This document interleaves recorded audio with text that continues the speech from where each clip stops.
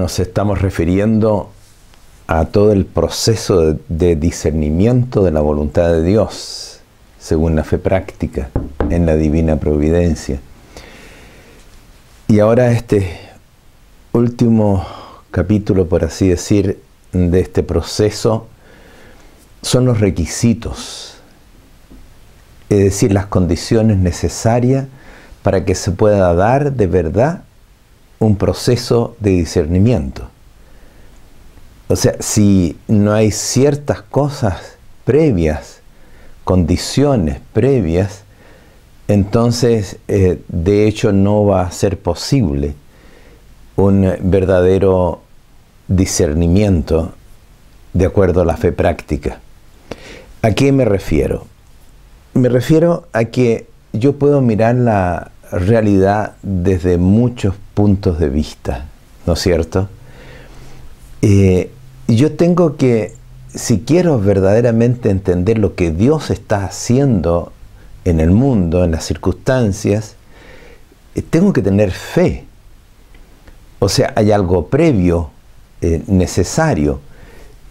Y yo no puedo simplemente mirar la realidad con el ojo, por ejemplo, de un político, de un economista, de un sociólogo. Está bien, yo voy a ver cosas reales, pero ¿voy a encontrar a Dios detrás de eso? ¿O en eso? Ahí es otra realidad, ¿no es cierto?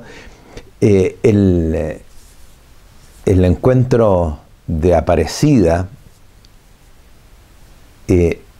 pone algo muy importante por delante. Dice, nosotros abordamos la realidad, el ver, dicen ellos, especialmente como discípulos de Cristo. O sea, nosotros nos enfrentamos a la realidad no simplemente con una mirada de un lego, digamos, o de un no creyente. Nosotros somos creyentes. Y creyentes en que hay un Señor de la historia. Y que hay un plan de amor de Dios. Que existe un plan. Esta es la primera condición.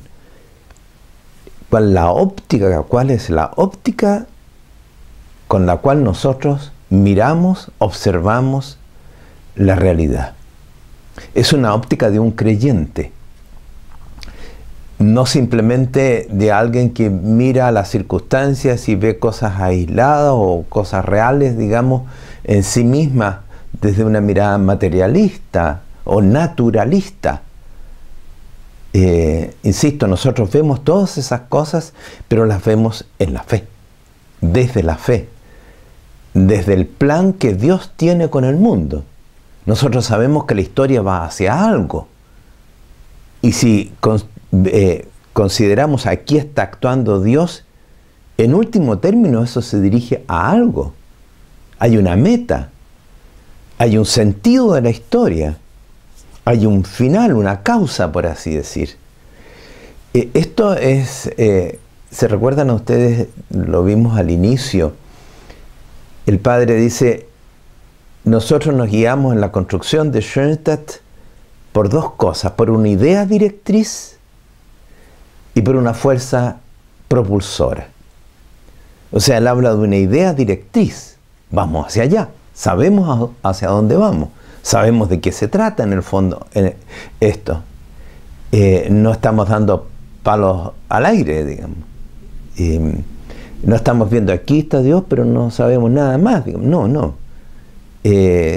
Hay puertas abiertas que nos conducen, en último término, por las vicisitudes de la historia, por los cambios, por todo lo que está pasando, estamos yendo en zigzag. De hecho, ¿no es cierto? Porque está actuando también el demonio y otras fuerzas contrarias a Dios, que nos, como dice el Señor, el que no está conmigo desparrama. Hay muchos que están desparramando, ¿no es cierto? Entonces, en medio de eso nosotros vamos con una meta, con una idea directriz. Miramos la historia en la óptica creyente de discípulos de Cristo Jesús.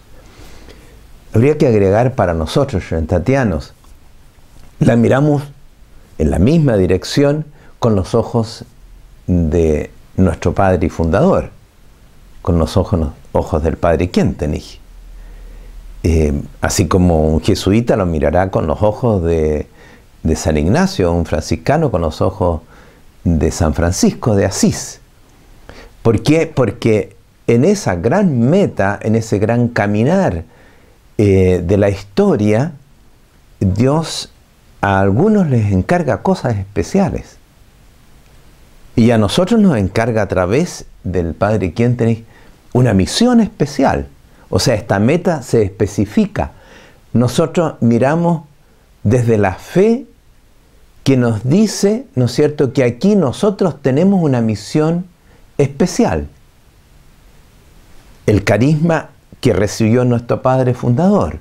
Miramos desde la óptica kientenichiana. Es decisivo eso. Esto quiere decir, ¿no es cierto?, que nosotros estamos construyendo la historia, estamos caminando hacia el futuro, hacia una iglesia del futuro, de la otra ribera, dice el Padre Kientenich, de los novísimos tiempos, ¿no es cierto?, dando el aporte que Dios quiso que nuestro Padre Fundador diera en esa historia. O sea, todo lo que está sucediendo para nosotros, desde nosotros, lo vemos en la óptica, digo, de la misión, en la óptica del Padre Kientenich.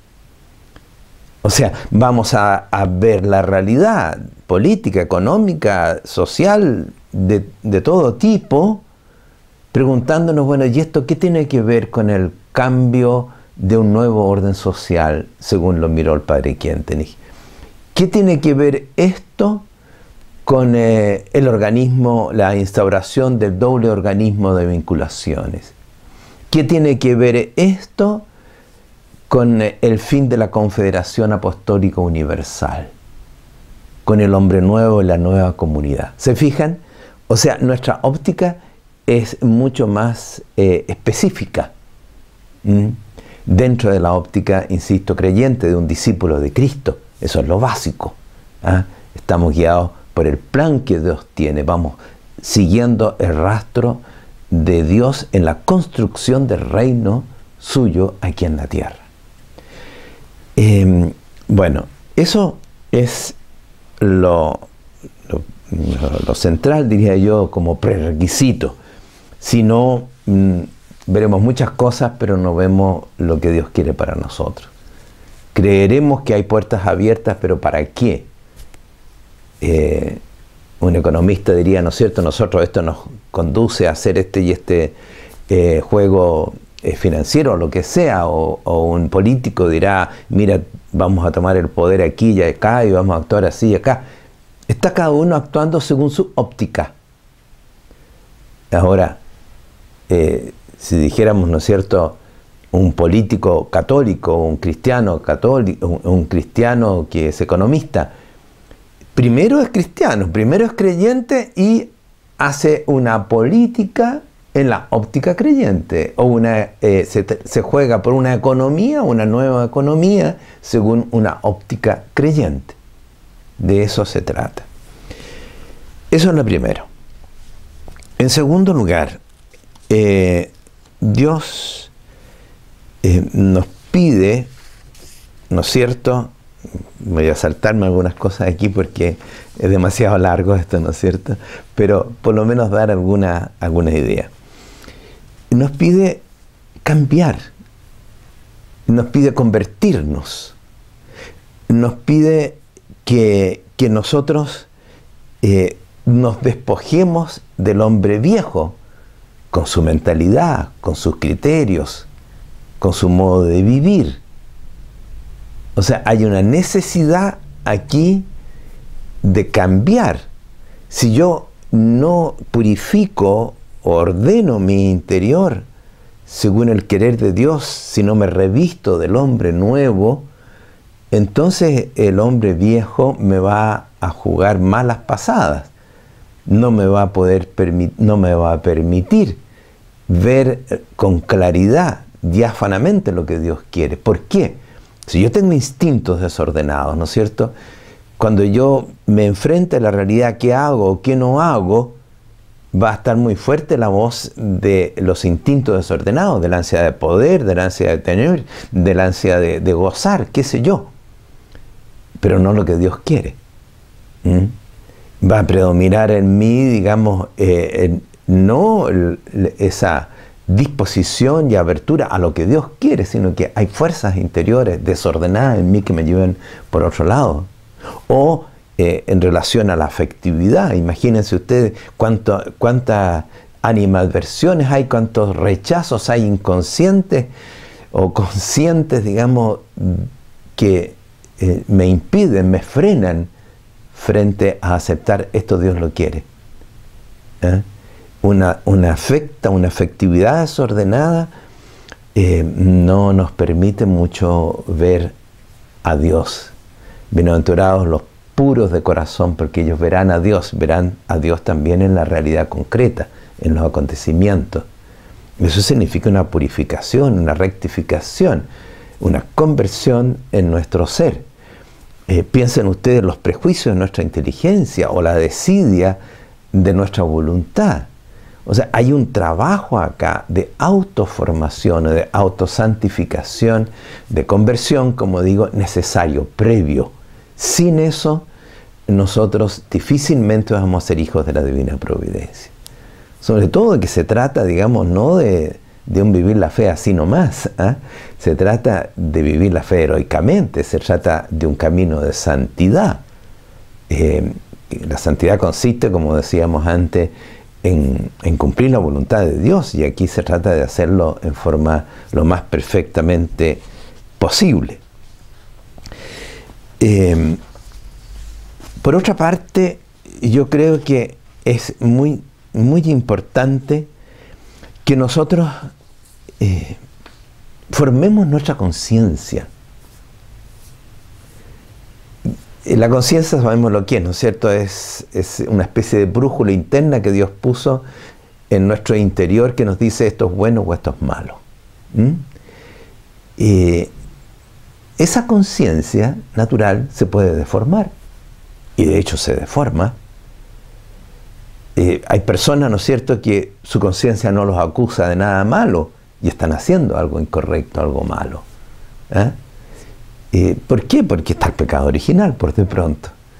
Y están los pecados personales, que van distorsionando nuestra conciencia. Hay mucha gente que, en muchos campos, ¿no es cierto?, que dice, hacer esto, ¿por qué va a ser malo? Digamos, una gestación in vitro, ¿por qué no? Si es la vida, es querer un nuevo ser. ¿Se fijan? Esa conciencia no está formada, está deformada. Y eso hoy día es pan de cada día. Porque los criterios cristianos, la mentalidad cristiana ha desaparecido. Entonces lo que reina, ¿no es cierto?, es una conciencia deformada. Un relativismo en relación a lo que hay que hacer o no hacer, o se puede hacer o no se debe hacer. Es totalmente relativo. En último término son las ganas, son las tendencias, la moda, lo que sea, pero no la recta conciencia. Y aquí hay un trabajo muy importante. Nuestros católicos, nosotros mismos a veces no damos suficiente instrucción para formar la conciencia. Nuestra doctrina es muy débil, nuestra doctrina moral es muy débil.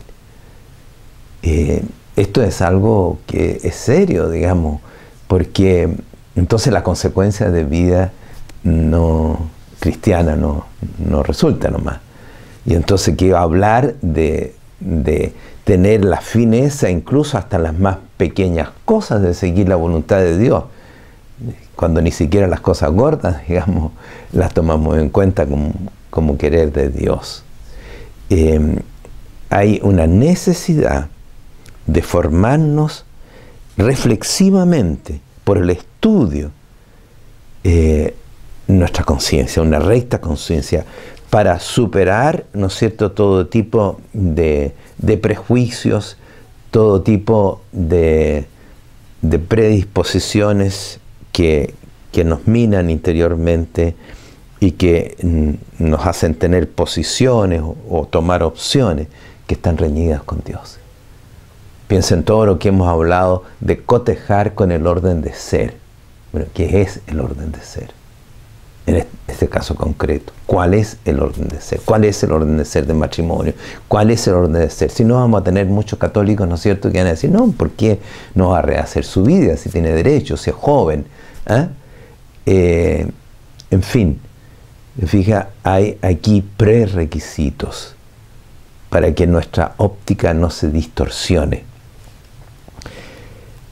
Por otra parte, es necesario también yo diría, el estar abierto al Espíritu Santo, o el dejar campo al Espíritu Santo. Todo este proceso de discernimiento que hemos descrito, toda la búsqueda de la voluntad de Dios según la fe práctica, toda la búsqueda de puertas abiertas, en último término, es posible porque el Espíritu Santo está actuando en nosotros. Sin el Espíritu Santo nosotros no podemos decir Abba, Padre, o sí, Padre. Es el Espíritu Santo quien habla en nosotros, quien actúa en nosotros. Pero esa acción del Espíritu Santo puede ser muy restringida o puede ser inmensa. Puede ser una abayazadora, diríamos nosotros, ¿no es cierto? Un hijo de la Divina Providencia tiene que ser un hijo del Espíritu Santo, que invoca al Espíritu Santo, que está en contacto con el Espíritu Santo, que le deja campo al Espíritu Santo para que Él actúe. Aquí lo que decíamos recién, ¿no es cierto?, de purificación de los instintos, de la afectividad, de nuestras distorsiones en la voluntad o en la inteligencia. Ese trabajo de despojarnos del hombre nuevo da cabida a la acción del Espíritu Santo en nuestra vida, a que realmente podamos ser hijos en Él, como Cristo, ¿no es cierto? Cristo fue movido, llevado por el Espíritu Santo. Lo mismo tenemos que aspirar nosotros. Y eso es un proceso que va creciendo. De una fe raquítica, de una fe débil, a una fe madura, a una fe inspirada o animada por los dones del Espíritu Santo. Hay todo un proceso. Hay un proceso de crecimiento. Vamos haciéndonos cada vez más, ¿no es cierto?, hijos de la Divina Providencia. Y eso se da cuando nosotros lo invocamos, cuando le damos lugar, cuando lo imploramos, cuando dejamos que la gracia que la Mater implora en nuestro santuario, la venida del Espíritu Santo llegue a invadirnos interiormente. Por otra parte, y por último quizás, habría que decir algo que es obvio, después de todo lo que hemos hablado. Si queremos encontrar la voluntad de Dios en la vida concreta, auscultando las voces del tiempo, del alma y del ser, si queremos hacer ese proceso, entonces tenemos que detenernos. Dios nos habla, pero tenemos que dejarlo hablar, tenemos que escucharlo, y para escucharlo hay que tener silencio. O sea, hay que detenerse. Nosotros estamos metidos en una máquina, en una máquina de producir. El Homo Faber ya quedó un poquito atrás, ¿no es cierto? Ahora es el Homo Technicus, Cyberneticus, que va de un lado para otro, estresado, agobiado y a veces también angustiado, y que no tiene tiempo para nada. Bueno, ¿cómo nos vamos a detener a preguntarnos qué quiere Dios, a reflexionar en oración? ¿Cómo vamos a gustar, pregustar y posgustar en la meditación de la vida lo que Dios nos está poniendo en el camino, las circunstancias que estamos viviendo, los hechos en los cuales nos salen al encuentro? Mira, dice el Apocalipsis, que yo estoy a la puerta y golpeo. Al que me abra, que me escuche, me abra, yo entro. Y ahí conversamos, ahí cenamos juntos. Bueno, eso es absolutamente necesario, y yo diría unas cosas más difíciles hoy día. Y si queremos realmente crecer en la vida de fe práctica, entonces tenemos que de una u otra forma renunciar a otras cosas, a otras actividades para darle cabida a esto. Y eso significa, bueno, renuncia, significa aprendizaje también.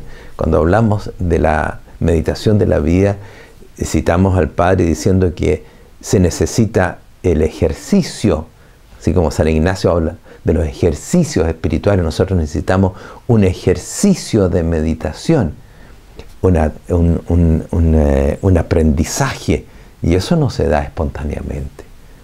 Es que empezar, y hay que seguirlo, y hay que afirmarlo, crecer en ello, considerando que en cualquier momento volvemos atrás.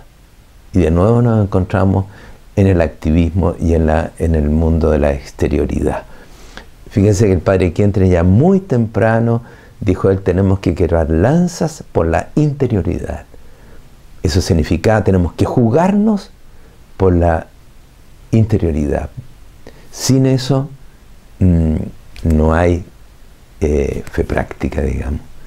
No resulta.